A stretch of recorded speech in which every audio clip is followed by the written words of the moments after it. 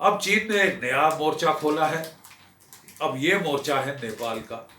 नेपाल में देखिए, जो ओली की सरकार है, कम्युनिस्ट है ओली, घोर कम्युनिस्ट। और सबसे बड़ा जो सेल्फ गोल जो भारतवर्ष ने किया है नेपाल में, वहाँ हिंदू राजा था, हिंदू प्रजा थी, एकमात्र हिंदू देश था ये दुनिया भर में।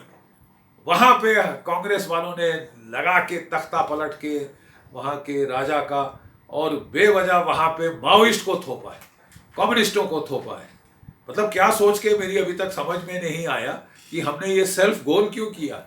हमने अपनी ही जिस पाँव पे कुल्हाड़ी क्यों मारी है नेपाल में, आज हम उसका खमियाजा भुगत रहे हैं। ओली साहब की सरकार जो है वो गिरने वाली थी, क्योंकि वो इतना भ्रष्टाचार कर दिया है कि ओली को नेपाल का चाउसेस्कू बोला जा रहा है। चाउसेस्कू है ये, लुटेरा, चोर, अपने शोषण किया है इसने, अपने सरकार का, अपने वहाँ के लोगों का पैसा, चीन का पैसा खाया है, और इसकी सरकार गिरने वाली थी। बहुत सारे सांसद इनके विरुद्ध हो गए थे। तो वहाँ जो चीन की जो महिला जो वहाँ पे एम्बेसडर हैं, राजनयिक हैं, उन्होंने बिहाइंड द सीन बैठ के बड़ा चौधरीयत दिखाई अपनी, और सारे सांसदों को इकट्ठा करके खूब पैसा खिलाया और ओली की सरकार को बचाया। अब वो ओली की सरकार की दुम निचोड़ रही हैं, दुम मरोड़ के उसको कह रही हैं कि भारत के खिलाफ आप जो है बयानबाजी करो, और जो मुद्दा है काला पानी के बॉर्डर का और लिपुलेख पास के बॉर्डर का, उसको आप जबरन उछालो और वैमनस्य पैदा कराओ नेपाल के लोगों के मन में भारतवर्ष के बरखिलाफ। ये बहुत संजीदगी का मामला है, इसे आराम से बैठे लिया नहीं जा सकता, लेकिन हमको बड़ा सोच समझ के रिएक्शन करना पड़ेगा। अगर हम बड़े ही तैश में आके नेपाल पे चढ़ना शुरू हो गए तो हम बिल्कुल ओली के, we would have played into Oli's hands.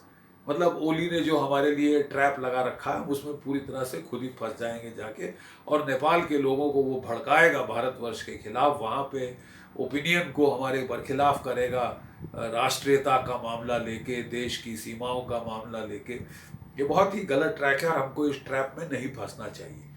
ये चौसेस्कू है नेपाल का, ये चोर है, ये जो मौजूदा सरकार है इसके पाप का घड़ा भर चुका है, और हमको नेपाल के लोगों के को पूरा सहयोग देना चाहिए कि वो ऐसी जो है चोर सरकार, ऐसी भ्रष्ट सरकार को वो बाहर का रास्ता दिखाएं, इसके पहले कि वो नेपाल को, चीन को बेच खाए। ऐसे एज इट इज़ उसने बेल्ट रोड इनिशिएटिव में फंसा दिया है नेपाल को, और दुनिया जानती है कि बेल्ट रोड इनिशिएटिव के ज़रिए चीन जो है लोगों को डेट ट्रैप में फंसा रहा है, देशों को। और जैसे कि श्रीलंका में उसने डेट ट्रैप में श्रीलंका को फंसाया, हम्बनतोता का पोर्ट जो है 100 साल के लिए ले लिया है, ग्वादर का पोर्ट वो 100 साल के लिए लेने वाला है।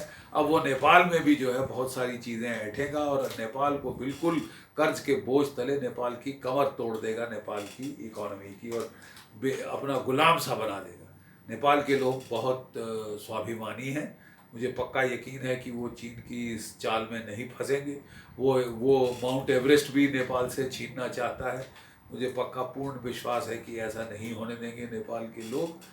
और हमारा जो नेपाल के साथ रिश्ता है, प्लीज़ समझिए, ना सिर्फ ये रोटी बेटी का रिश्ता है, ये जो रिश्ता है ये खून का रिश्ता भी है। 47 से लेके आज तक हजारों नेपाल के गुरखा सैनिकों ने हर लड़ाई के मैदान में भारतवर्ष के लिए अपना खून बहाया है, अपनी कुर्बानी दी है। ये खून का रिश्ता है, हम कभी इसे भुला नहीं सकते। नेपाल के साथ हमारी बहुत स्पेशल रिलेशनशिप है, वो एकमात्र हिंदू देश था। ये हमने और कांग्रेस ने क्यों वहाँ पे ये गदर फैलाया, क्यों वामपंथियों को बिठाया, क्यों जेएनयू के झोला वालों को वहाँ पे पहुँचाया, ये तो बहुत ही दुखद वार्ता है, और इससे भारत को नुकसान हुआ है। हे अर्जुन, युद्ध कर, ये श्री कृष्ण का गीता में संदेश था।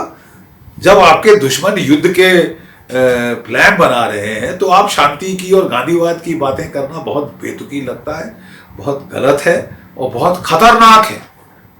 अब हमको पूर्ण रूप से अपनी राष्ट्रीय सुरक्षा को सुदृढ़ बनाने के लिए लग जाना पड़ेगा,